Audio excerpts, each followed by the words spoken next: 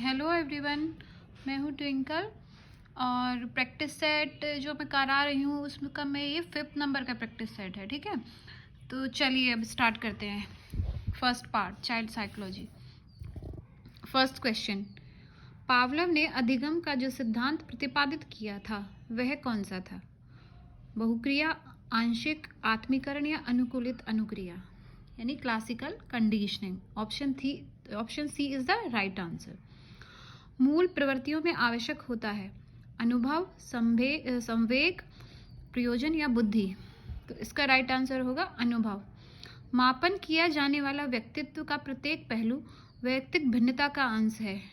ये परिभाषा किसकी है? ये परिभाषा है स्किनर, यानी ऑप्शन नंबर बी। थॉर्नडाइक का सीखने का मुख्य नियम नहीं है। इनमें से कौन सा नहीं है, मतलब ये बताना है, क्योंकि उन्होंने 3 दिए हैं तो इसमें एक एक्स्ट्रा दिया हुआ है, वो कौन सा है? तो वो है सदृशीकरण का नियम। ठीक है, अंतर्दृष्टि पर प्रभाव डालने वाले तत्व, बुद्धि, अनुभव, प्रयत्न एवं त्रुटि या फिर ये सभी। तो इसका राइट आंसर है ये सभी। सीखना प्रभावित होता है मन से, आत्मा से, बुद्धि से या फिर प्रेरणा से। तो वो होता है प्रेरणा से प्रभावित। सीखना संबंध स्थापित करता है। संबंध स्थापित करने का कार्य मनुष्य का मस्तिष्क करता है। यह कथन किसका है? यह है थॉर्नडाइक का। कक्षा वातावरण में सीखने का महत्वपूर्ण नियम है रटने का नियम, अवांछित विश्राम, हस्तलेखन या फिर व्यवस्थित अधिगम प्रक्रिया। यानी तो इसका राइट आंसर होगा हैंड राइटिंग, हस्तलेखन। सीखी गई क्रिया का अन्य सामान्य परिस्थितियों में उपयोग किया जाना क्या कहलाता है? तो इसका राइट आंसर है इसमें से कोई नहीं। छात्रों द्वारा विचार विनिमय किया जाता है किसमें? वाद विवाद से, प्रोजेक्ट से, किसी विशेष स्थिति में या फिर सम्मेलन एवं विचार गोष्ठी से। तो इसका राइट आंसर है सम्मेलन एवं विचार गोष्ठी से। नेक्स्ट क्वेश्चन, प्रारंभिक कक्षाओं में सीखने की जिन विधियों को महत्व दिया है वह कौन सी है? वह होती है करके सीखना।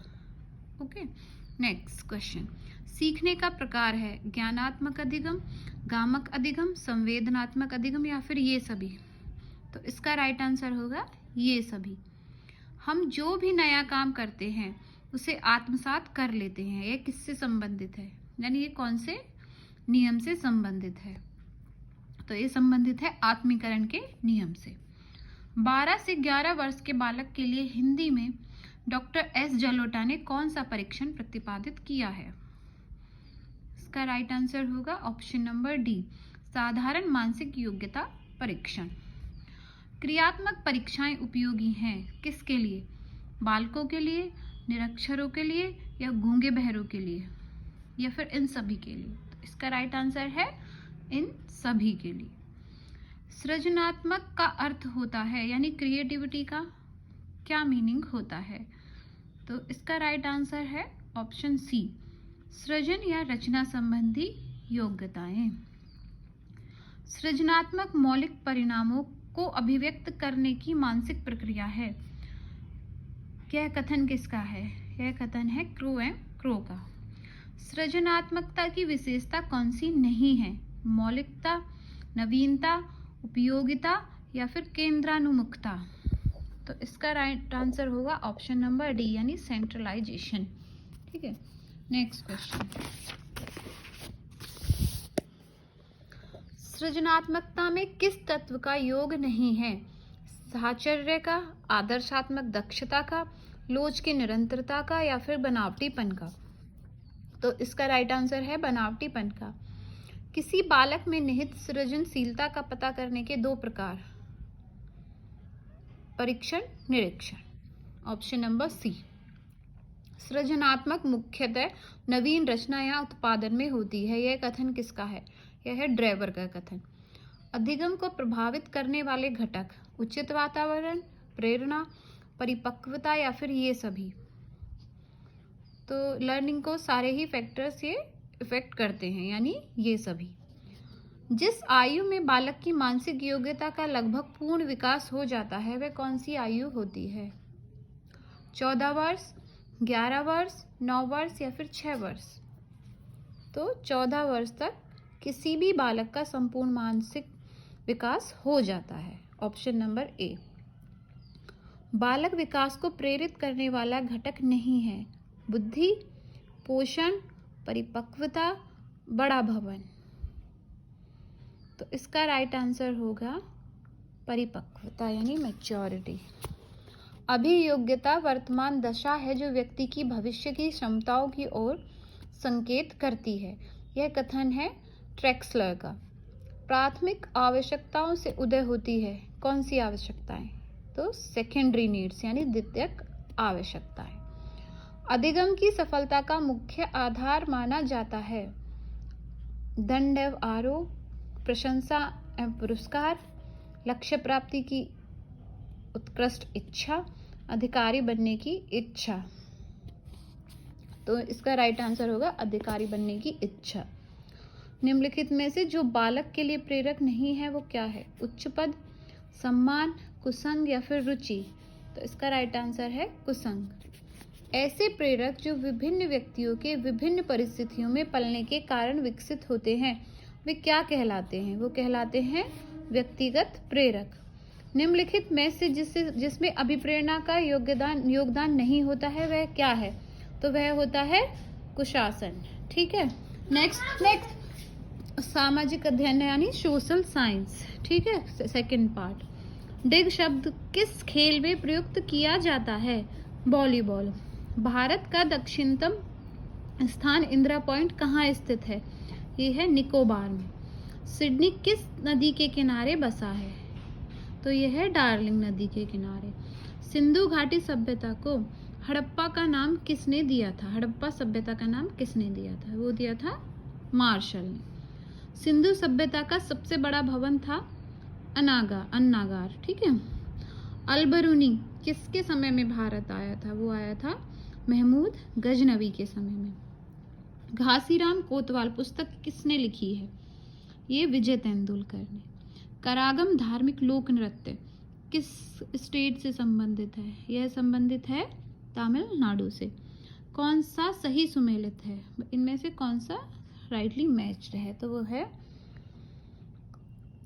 Option number B. माध्यमिका सूत्र के प्रतिपादक कौन थे? ये थे नागार्जुन। प्रत्येक वर्ष सबसे पहले होने वाली ग्रैंड स्लैम टेनिस प्रतियोगिता कौन सी है? इनमें से सबसे पहले कौन सी होती है? वो होती है ऑस्ट्रेलियन ओपन। निम्नलिखित में से कौन सा राज्य उत्तर पूर्वी राज्यों की 7 बहनों का भाग नहीं है? वो है वेस्ट बंगाल। माओरी किस देश के मूल निवासी हैं? जापान के। भारत छोड़ो आंदोलन में नेताओं को गिरफ्तार करने हेतु ब्रिटिश सरकार ने कौन सा ऑपरेशन चलाया था? तो उस ऑपरेशन का नाम था ऑपरेशन थंडरबोल्ट। निम्नलिखित में से कौन सा नेता असहयोग आंदोलन का हिस्सा नहीं था? तो जिन्ना असहयोग आंदोलन का हिस्सा नहीं था। गायत्री मंत्र का संबंध किससे है? सामवेद से, यजुर्वेद से, ऋग्वेद से या फिर अर्थवेद से? तो गायत्री मंत्र का संबंध है ऋग्वेद से। लैंगरहैंस की दीपिकाओं में से कौन सा हार्मोन स्रावित होता है? तो वो होता है इंसुलिन। कौन सा विटामिन खाना पकाने में नष्ट हो जाता है? तो वो विटामिन सी। शब्द हस्तक्षेप अर्थव्यवस्था के किस रूप से के साथ संबंधित है? मिश्रित अर्थव्यवस्था। कंप्यूटर का रैम क्या है? यानी रैम की फुल फॉर्म बताइए। तो रैपिड एक्सेस मेमोरी। भारत सरकार का प्रथम विधि अधिकारी कौन होता है? तो वो होता है भारत का महान्यायवादी। भारत का सबसे पुराना फुटबॉल टूर्नामेंट कौन सा है? तो ये है डूरंड कप। कोरल रीफ यानी जीवाश्म पट्टी कहाँ पाई जाती है? ये पाई जाती है महाद्वीपों एवं द्वीपों के पूर्वी एवं पश्चिम दोनों तटों पर। एराबिका क्या है? यह किसका प्रकार है? यह एक फूल का प्रकार है। वेल्डिंग प्रक्रिया में प्रयुक्त होने वाली गैस एसीटिलीन। रेतवाड़ी बंदोबस्त किसने शुरू किया? तो ये शुरू किया था मुनरो ने। प्राचीन भारत की सामाजिक व्यवस्था में उदारता की प्रक्रिया को कब अपनाया गया? तो वो मौर्य युग में। ऋग्वैदिक समाज में राजसत्ता के विकास के पीछे पूर्ण कारक क्या था? तो वो था युद्ध का दबाव। भारत में तंबाकू सर्वप्रथम किसके शासनकाल में आया था? तो वो आया था जहांगीर के शासनकाल में। निम्नलिखित में से कौन सा खाड़ी देश नहीं है? यमन एक खाड़ी देश नहीं है। किस वर्ष राष्ट्रपति के चुनाव में अंतकरण की आवाज पर मतदान हुआ था? तो वो ईयर था 1977। ठीक है। अंग्रेजी शिक्षा लागू हुई कब से? 1835 यानी लॉर्ड मैकॉले के टाइम से।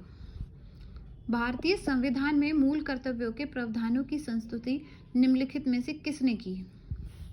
तो वो की थी स्वर्ण सिंह समिति ने। इन्फ्लुएंजा का क्या कारण होता है? तो वो होता है वायरस यानी विषाणु। निम्नलिखित में से किसको नियंत्रित करने के लिए थर्मोस्टेट का प्रयोग किया जाता है? ताप को नियंत्रित करने के लिए। विश्व बैंक किन उद्देश्यों के लिए देशों को ऋण देकर उसकी सहायता करता है?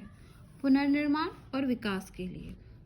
कॉपर सल्फेट का जलीय घोल अम्लीय होता है क्योंकि इसके लवण को क्या हो जाता है? इसके लवण को हो जाता है जलीयकरण। ठीक है। डीएनए में पाई जाती है क्या इनमें से? तो पेंटोज शर्करा। रेगूर के नाम से किस मिट्टी को जाना जाता है? तो काली मिट्टी को रेगूर के नाम से जाना जाता है।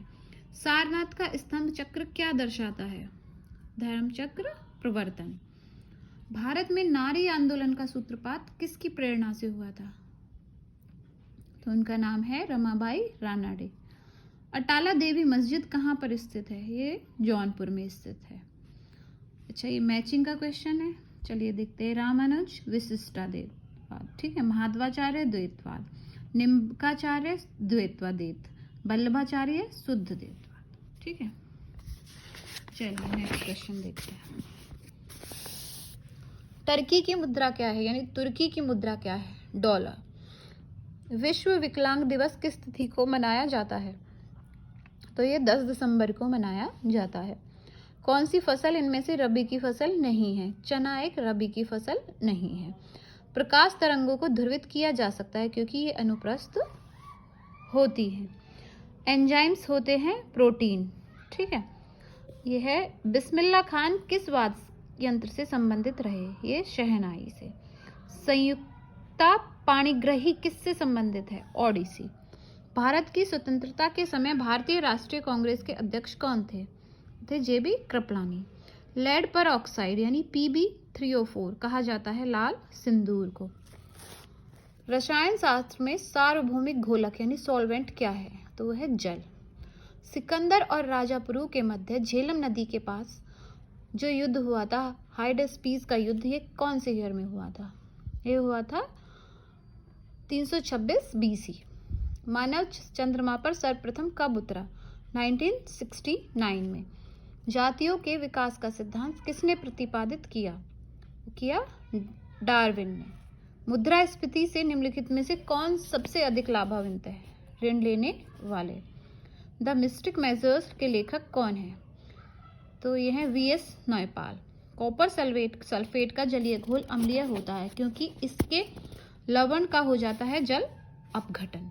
अंडमान की जातियों आदिवासी जातियों के पूर्वज निम्नलिखित में से किस मूल के थे? वो थे निग्रो। ठीक है। ये था practice set number 5। Next video में हम देखेंगे प्रैक्टिस सेट नंबर 6। तो चलिए, थैंक यू वेरी मच।